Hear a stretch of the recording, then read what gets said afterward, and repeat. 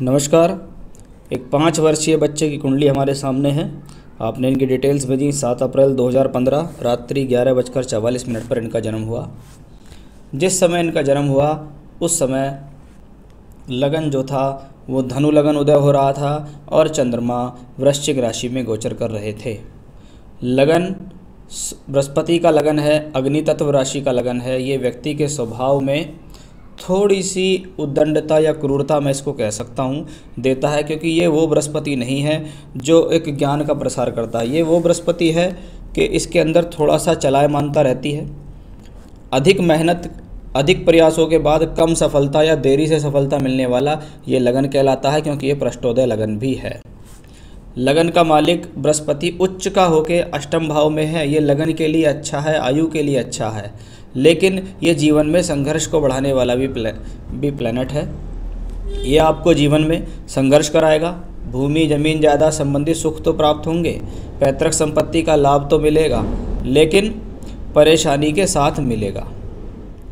और इसके ऊपर मंगल का प्रभाव भी है। अब ऐसे समय में व्यक्ति को जल्दबाज बना देगा ये प्लैनेट।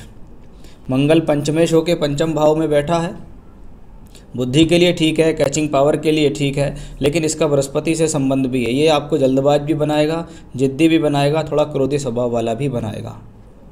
अब बात करते हैं राशि के मालिक की। राशि चंद्रमा वृश्चिक राशि में द्वादश भाव में, और साथ में बैठा है एक ग्रह वक्री शनि। चंद्रमा जब किसी कुंडली में 6, 8, 12 स्थान में हो, उसके ऊपर कोई भी अशुभ प्रभाव ना, शुभ प्रभाव ना हो और अशुभ प्रभाव की संख्याएं ज़्यादा हों, तो ये एक बाल अरिष्ट का कॉम्बिनेशन होता है। ये जीवन में लगभग 11 से 12 वर्ष की अवस्था तक वर्क करता है।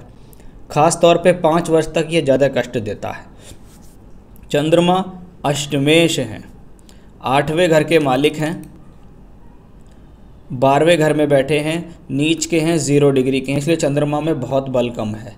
साथ में बैठा हुआ है वक्री शनि। वक्री प्लेनेट 12वें घर में, और वो भी दूसरे और तीसरे घर का मालिक, यानी कि ये एक बाल अरिष्ट का कॉम्बिनेशन तो तैयार हो गया, क्योंकि चंद्रमा को सबसे ज़्यादा देखा जाता है बाल्यावस्था के लिए। साथ में वक्री शनि है, किसी न किसी प्रकार की बाधा या बीमारी को बढ़ाने में सक्षम है। अब उसको षष्ठेश शुक्र भी देख रहा है, यानी बीमारी का कारक शुक्र भी उसको देख रहा है। मंगल जो कि द्वादशेश पंचमेश है, वो भी अपनी 8वीं दृष्टि से चंद्रमा को देख रहा है। और लगन का मालिक जो कि अष्टम भाव में है, वो भी अपनी पंचम दृष्टि से इसको देख रहा है।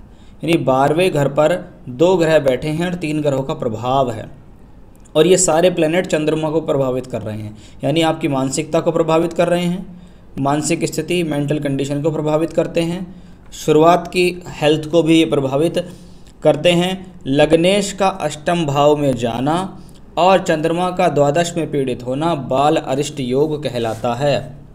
इसलिए इस बच्चे को जो शुरुआती तौर पे बोलने से संबंधित परेशानी थी, वो इसको जीवन में आई। ये अच्छी स्थिति दिखी कि चलिए लग्नेश भले ही अष्टम में है लेकिन उच्च का रहा, और ये लग्नेश यहाँ भी अष्टमेश होकर अष्टम में ही बैठा है नवांश में। अगर ये ऐसी स्थिति में ना होता तो शायद आपके बच्चे को कुछ बहुत ज़्यादा बड़ी परेशानी में ये डाल सकता था।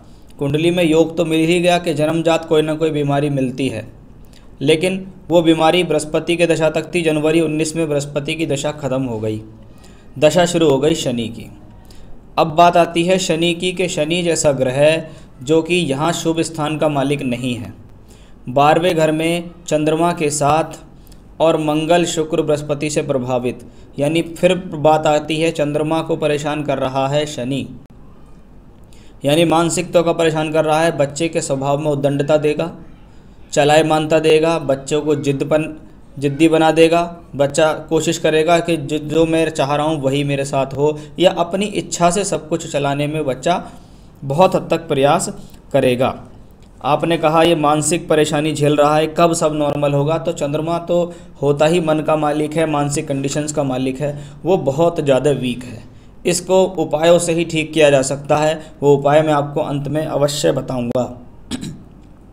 तो एक शनि जैसे प्लेनेट की महादशा इस बच्चे को आ गई, 19 वर्ष की महादशा। सबसे पहले देखा जाता है कि शनि की पोजीशन कुंडली में क्या है।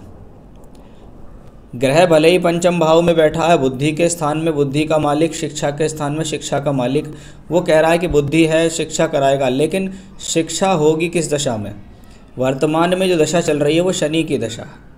शनि द्वादश में अष्टमेश के साथ हैं और मंगल, शुक्र और बृहस्पति का प्रभाव। ऐसी दशा काल में 19 साल की दशा व्यक्ति को आ गई तो जो एजुकेशन होगी वो एक औसत वाली एजुकेशन होगी, औसत से नीचे भी जा सकती है, यानी एक नॉर्मल तौर पे चलती रहेगी पढ़ाई, कोई एक्स्ट्राऑर्डिनरी पढ़ाई नहीं है, कोई बहुत अच्छे कॉम्बिनेशन यहाँ एजुकेशन को लेकर नहीं दिखाई दे रहे। और आपका एक सवाल है, एजुकेशन एंड ग्रेजुएशन कर पाएगा क्या? देखिए यहाँ पर थोड़ा सा इस चीज़ की कमी दिखाई देती है। अगर ये ग्रेजुएशन कर भी गया तो भी बहुत एक नॉर्मल तरीके वाली ग्रेजुएशन मैं इसको कहूँगा, क्योंकि ये स्थिति ज़्यादा बेहतर मुझे यहाँ दिखाई नहीं दे रही है। इसको इस दशा में सबसे पहले ज़रूरी तो यही है कि अभी तो शनि में शनि है जनवरी 22 तक, फिर शनि में आएगी दशा बुध की, फिर आएगी केतु की, फिर शुक्र की। तो इसको अभी जो अपनी मानसिकता है, मानसिक टेंशन है, अपनी बीमारियां हैं, इन्हीं से निकलने में, पनपने में इसको समय लग जाएगा। तो उनसे निकलेगा तब जाके जीवन में कुछ करेगा। उनसे जल्दी निकालने के लिए कुछ उपाय मैं आपको दूंगा, उनसे इसको लाभ मिलेगा जो आपको लगातार कराने पड़ेंगे। तो मानसिक परेशानी झेल रहा है, कब सब नॉर्मल होगा? मेरे हिसाब से अभी कम से कम 5 वर्ष का समय इसके जीवन में ऐसा है जो एक शारीरिक और मानसिक तौर पे कष्ट देने वाला है। क्या माता पिता को सुख देगा? क्या भाई का सपोर्ट मिलेगा? देखिए बड़े भाई का कारक बृहस्पति होता है और बृहस्पति और शुक्र दोनों यहाँ चंद्रमा को भी दृष्टि देते हैं, लग्नेश भी है। तो जितना हद तक कोशिश होगी भाई इसको सपोर्ट करेगा। अब क्या माता पिता को ये बच्चा सुख देगा? देखिए ये थोड़ा सा स्वभाव में एक जिद्दी किस्म का बच्चा भी रहेगा, या इसको कह सकते हैं अपनी बीमारी की वजह से इसको प्रॉब्लम है। तो जब तक ये अपनी बीमारी से ठीक नहीं हो पाएगा, मानसिक रूप से प्रबल नहीं हो पाएगा, तब तक आपको ये लगेगा कि ये पता नहीं सुख देगा या नहीं देगा, लेकिन बाद में ये व्यक्ति आपको सुख अवश्य देगा। आप नवांश कुंडली में भी देखिए, चंद्रमा मंगल के साथ है, नीच के मंगल के साथ, और यहाँ शनि की दशम दृष्टि भी इसके ऊपर जा रही है। तो चंद्रमा सभी जगह बार बार प्रभावित हो रहा है। तो जैसे जैसे दशा चलेगी हो सकता है एक चीज़ की प्रॉब्लम आपके सामने आए कि ये थोड़ा स्वभाव से ज़्यादा चंचल और थोड़ा सा जिद्दी किस्म के हो जाए।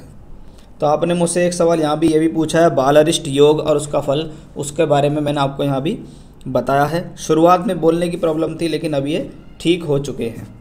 एक छोटा बच्चा जिसकी उम्र 5 साल हो, कम से कम 12 वर्ष की उम्र तक हम ये कुंडली में देखते हैं कि इसको कोई बाल अरिष्ट के कारण कोई बहुत भयंकर योग तो नहीं है। देखिए जब तक शनि में शनि चल रही है 2021 के अंत तक, तब तक चंद्रमा ज़्यादा प्रभावित रहेगा। शनि द्वादश में वक्री है, द्वितीयेश भी है। दूसरे घर को कुछ लोग बाग ये भी कहते हैं कि ये मार्केश है। मार्केश का कनेक्शन जब जब 6, 8, 12 से बनता है तब वो ज़्यादा प्रबल मारक होता है। यानी शनि की दशा 2021 तक है, तब तक इस कुंडली में कुछ ज़्यादा प्रबल कष्ट होगा, क्योंकि यहाँ मंगल द्वादशेश होकर देख रहा है, शुक्र षष्ठेश होकर देख रहा है। इसका मतलब है शनि में शनि की जो दशा है ये बच्चे को शारीरिक कष्ट देगी, मानसिक भी देगी और शारीरिक भी देगी। उससे बचने का उपाय आपको इनके लिए कराना होगा। शनि में शनि निकल जाए उसके बाद धीरे धीरे करके ये व्यक्ति अपने जीवन में एक तरीके से एक प्रोग्रेस की तरफ चलेगा। तो अभी तो इनके बारे में कुछ अच्छा कहना नहीं दिखता है, कम से कम 5 वर्ष तक, लेकिन हाँ उसके बाद स्थितियाँ जो हैं वो काफ़ी हद तक संभल जाएंगी। उपाय में क्या कर सकते हैं ये मैं आपको यहाँ बताता हूँ। देखिए आप इनके लिए साल में कम से कम 4 बार 3-3 महीने के गैप से किसी पंडित को हायर कर लीजिए। उनसे कहिए मुझे अपने बच्चे की मानसिक स्थिति और शारीरिक स्थिति के लिए रुद्राभिषेक बताए गए हैं, वो रुद्राभिषेक आपको बच्चे के नाम से वहाँ कराने हैं। तो वो रुद्राभिषेक वो आप कराएंगे। बाकी पंडित आपको बताता है जब बीमारी और मानसिक स्थिति की बात आती है तो सरसों के तेल से भी रुद्राभिषेक किए जाते हैं। तो एक रुद्राभिषेक आपको हर 3 महीने कराना है। जैसे इस साल में 2 भी करा लीजिए, 2021 में 4 करा लीजिए, और अगर आपको ठीक लगता है स्थिति सही है तो आप 2022 में भी रुद्राभिषेक लगातार इनके हर 3-3 महीने में करा सकते हैं। तो सबसे पहली उपाय रुद्राभिषेक कराइए आप। रुद्राभिषेक के बाद शनि दान लगातार कराइए, हर शनिवार के दिन कोई काली वस्तु, कोई काला कपड़ा, कोई चमड़े की चीज़, कोई लोहे की चीज़, कोई काली दाल, कुछ भी वस्तु आप बच्चे के ऊपर से वार के गरीब व्यक्ति विशेष को दीजिए, वो अच्छा रहेगा। और बच्चे के हाथ से आप अन्नदान भी करा सकते हैं गरीब लोगों को, उससे भी आपको यहाँ दान से बहुत फ़ायदा मिलेगा। साथ ही साथ आप स्वयं बच्चे के लिए रोज़ाना 3 बार हनुमान चालीसा का पाठ करें। अब पाठ करने का तरीका क्या है वो मैं आपको बताता हूँ। जब आप पूजा करने बैठें तो थोड़ा सा जल ले लें एक गिलास में, थोड़ा सा, ज़्यादा नहीं, थोड़ा सा जल आप ले लीजिए गिलास में और गिलास के ऊपर हाथ रख लीजिए। हाथ रखने के बाद आप 3 बार लगातार हनुमान चालीसा का पाठ करें। एक बार पढ़ें, दोबारा करें, तिबारा करें। 3 बार जब पूर्ण हो जाएं, उसके बाद गिलास के ऊपर से हाथ हटाएं और उसमें फूंक मार दें। अब वो जल आपको बच्चे को किसी न किसी तरीके से पिलाना होगा। चाहे दूध में डाल के पिला दीजिए वो जल, चाहे दूध को अभिमंत्रित कर लीजिए आप। अगर जल की जगह आप दूध रख लेंगे तो वो भी चलेगा, लेकिन ऐसा उपाय आप बच्चे के लिए रोज़ करें। तो ये था हनुमान चालीसा का उपाय, जो कि आपको अभिमंत्रित करके हनुमान चालीसा का जल या दूध या कोई भी लिक्विड चीज़ इनको यहाँ पिलानी होगी। और रुद्राभिषेक के लिए बता दिया, शनिदान के लिए बता दिया, हनुमान चालीसा, बस ये 3 पाठ इनके लिए आप लगातार कराइए। इन्हीं से इनको लाभ अवश्य मिलेगा, लेकिन थोड़ा सा आपको लंबे समय तक ये उपाय करने होंगे, क्योंकि अभी शारीरिक रूप से पूर्ण और मानसिक रूप से ज़्यादा प्रबलता मुझे नहीं लग रही है। इसके उपाय आपको लंबे समय तक 1.5-2 वर्ष तक करने पड़ेंगे, तब जाकर कहीं इस बच्चे के अंदर स्थिति ठीक होगी। जब ये स्थिति धीरे धीरे बढ़ जाएगी, यानी लगभग 8 से 4 से 5 साल बाद, तब इसके अंदर कुछ अच्छी ग्रोथ आनी शुरू हो जाएगी। फिर ये व्यक्ति अपने जीवन में कुछ अपने बल पर कर लेगा। एजुकेशन औसतन तौर पे करेगा, लेकिन करेगा ज़रूर। तो ये था आपकी हॉरोस्कोप का एनालिसिस। आपने जो सवाल मुझसे पूछे उनका जवाब दिया। जो रेमेडी मैंने आपको बताई है उस पर आप विशेष ध्यान दीजिएगा, लगातार करेंगे तभी आपको इससे लाभ मिलेगा। बच्चा अगर सक्षम है तो स्वयं भी बच्चा हनुमान चालीसा पढ़ सकता है। हनुमान चालीसा ना पढ़े तो उसको मंत्र दीजिए, नासे रोग हरे सब पीरा, जपत निरंतर हनुमत बीरा। सिर्फ इतना ही जो एक पंक्ति लिखकर उसको कागज़ पर लिख दीजिए, तो उसको भी अगर वो अपने आप पढ़ेगा तो भी बहुत बेहतर रहेगा। नमस्कार।